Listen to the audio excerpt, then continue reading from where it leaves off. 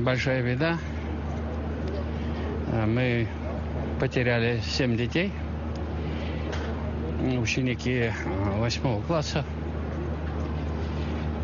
4 мальчиков, 3 девчонки. Они погибли вот здесь, на 3-м этаже. И 16 человек сегодня, сейчас находится 12 детей, 4 взрослых в госпитале.